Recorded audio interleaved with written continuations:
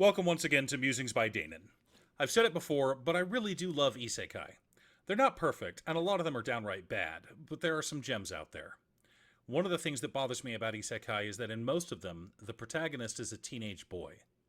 Have you met teenage boys? When you think reliable hero summoned from another world, does the image of a teenage boy come to mind? Of course not. But Isekai, like YA novels, abound with characters that young adults, both in Japan and America, can identify with. But teenagers aren't the only age group that watch anime. My wife and I both watched anime long before we met, and are now enjoying it with our kids. Before we get started, please like and subscribe for more content. When you have anime with similar characters, teenage boys getting isekai'd ending up with cheat powers, the stories start to blend together. Remember that anime about the kid with insane magic powers? The mid-tier one that came out in 2019? Was that Wise Man's Grandchild, Isekai Cheat Magician, or Do You Love Your Mom and Her Two-Hit Multi-Target Attacks? 2019 gave us several isekai anime, a few even starring girls, but with one rare exception, they were all pretty bog standard. Which brings me to the subject of today's video, Headhunted to Another World, from Salaryman to Big Four. Written by Muramitsu and illustrated by Benigashira, Headhunted to Another World tells the story of a 30-something Japanese salaryman getting summoned to another world. Not to be a hero, but to be a heavenly king, answerable only to the Demon Lord himself. What special powers will the Demon Lord bestow upon him? What cheat abilities did his summoning grant him? What video game-like spells does he have now? Nothing. Denosuke Uchimara now stands on the same level with the assault warrior of the powerful flame, Ulmander, sorcerer of the violent storm, Sylphide, Earth's crust defender, Genema, and is now known as the overseas resident employee. He has no special powers, no cheat abilities, nothing. He's just a weak human surrounded by the most powerful demons on the planet, people who could accidentally kill him by turning around too fast. And he's been given the rank of Heavenly King. A quick note on the origin of the term Heavenly King for my Western audience. You see these titles all the time in reference to high-ranking followers of the Demon Lord in various anime and video games, but where does it come from? It's actually a Buddhist belief. The four Heavenly Kings each watch over a specific cardinal direction, north, south, east, and west. The belief originated in India, but spread to China and Japan along with the Buddhist religion. In Japan, they're referred to as the Shitenno. The Shitenno's role is to guard Japan, ward off evil, and protect the world from malicious spirits. So the idea of a demon lord having their own Shitenno is pretty funny, but a familiar concept to anyone raised around Buddhism. It's similar to how prevalent Christianity is in Western culture. It's difficult to name a single TV show that has come out in the last 50 years that doesn't have at least some biblical reference. Uchimura became a salaryman after graduating college. He did well enough in his career that he was transferred overseas to the Indo-Chinese peninsula.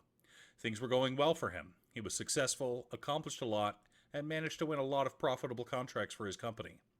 And then he was hit and killed by a grandma on a scooter. Waking up, he finds himself before the throne of the Demon Lord. The Demon Lord tells Uchimura that he was summoned to this world due to his work experience to take command of all the Demon Lord's affairs.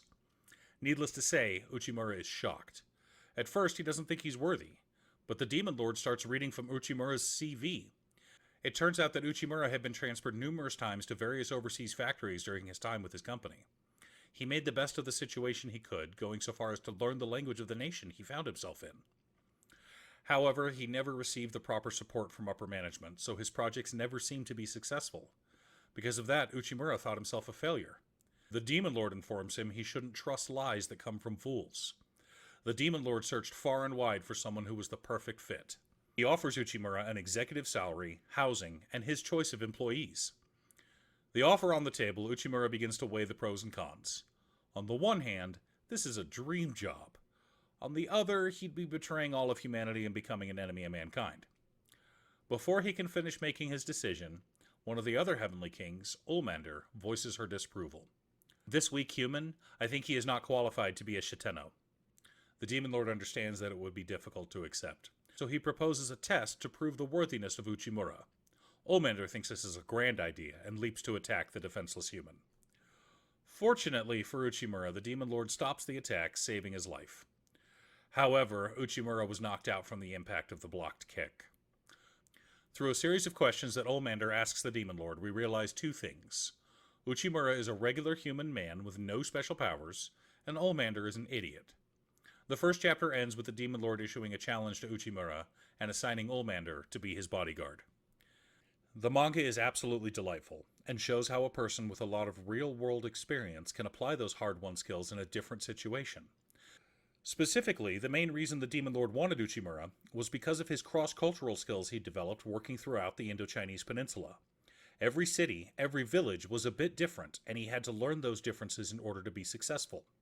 The demon world is multi-ethnic, and though everyone recognizes the power of the Demon Lord, each race and tribe has difficulty getting along. The things the Orc tribe values are different from the Ogre tribe. There are even more differences between the Goblin tribe and the Dragons. But through Uchimura's skills at diplomacy and empathy, he's able to start a unification process that will forge the demon realm into a cohesive country instead of a collection of disparate tribes. Fortunately, this manga will be coming out soon. Seven Seas Entertainment will be releasing Volume 1 on September 12th. Make sure you ask your favorite retailer to have copies reserved for you. Volume 2 will be released in December.